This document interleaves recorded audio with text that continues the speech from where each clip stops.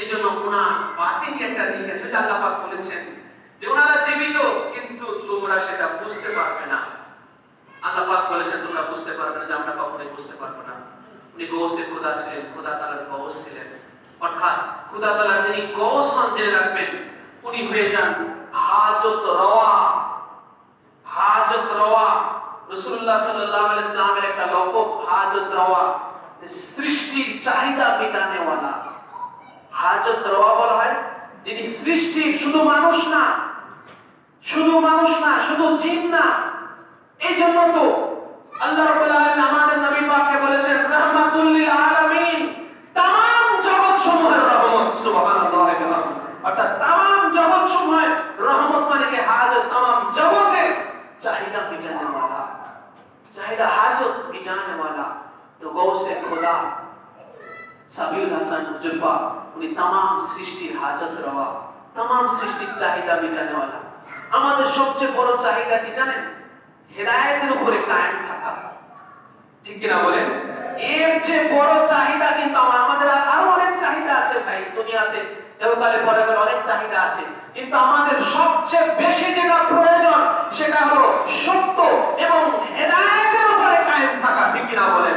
তো সেই প্রয়োজন মিটানোর জন্যই আমাদের যেটা সবচেয়ে বেশি প্রয়োজন এই মানব জীবনে, এই ধরাধামে, এই পার্থিব জীবনে আমাদের যেটা সবচেয়ে বেশি যেটা প্রয়োজন সেটা হলো হেদায়েতের উপরে কায়েম থাকা, ঈমানের উপরে প্রতিষ্ঠিত থাকা, সত্যের উপরে থাকা।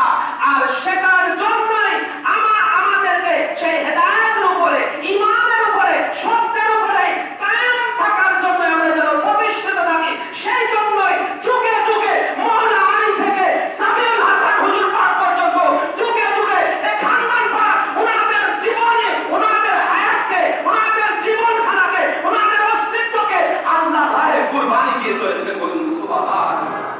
আমাদেরকে কায়েম রাখার জন্য, সত্যের উপরে প্রতিষ্ঠিত রাখার জন্য। এজন্য ওনারা হাজত রওয়া, আমাদের সবচেয়ে বেশি প্রয়োজনটাই ওনাদের দ্বারা মিটতেছে, ঠিক কি না বলেন? সবচেয়ে বেশি যেটা বেশি প্রয়োজন এটা ইসলামের একটা ফিলোসফি, যেটা এটা ইসলামের একটা দর্শন, এটা ফিলোসফি, যে আমাদের সবচেয়ে বেশি যেটা হাজত, আমাদের প্রয়োজন, সেটা আমরা মিটতেছে কাদের থেকে ভাই? বলেন কাদের থেকে? খানদানে মুস্তাফা পাক হতে, খানদানে মুস্তাফা পাক হতে। এটা এই হাজত আমাদের মিটতেছে। এইটা মিটানোর খানদান পাক ছাড়া আর মিটার আর কোনো জায়গা নাই, ঠিক না বলেন? আর সেই দিন কারবালা ইসলামের আশ্রয় আর কোনো জায়গা ছিল না, ওই কারবালার মরুভূমি ছাড়া, ঠিক না বলেন? ইসলামের আর আশ্রয়ের আর কোনো জায়গা ছিল না, ইসলামের বাঁচার আর কোনো জায়গা ছিল না।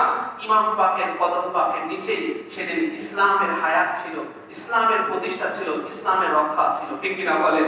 এই জন্যই খাজা গরিবে নওয়াজ বলেছেন যে শাস্ত্র হুসাইন, বাদশাস্ত হুসাইন, দিন আসতে হুসাইন, দিনে পানা আসতে হুসাইন, দিনে পানা। মওলা হুসাইন সেদিন ইসলামের আশ্রয়দাতা ছিলেন, আর কেউ ছিল না।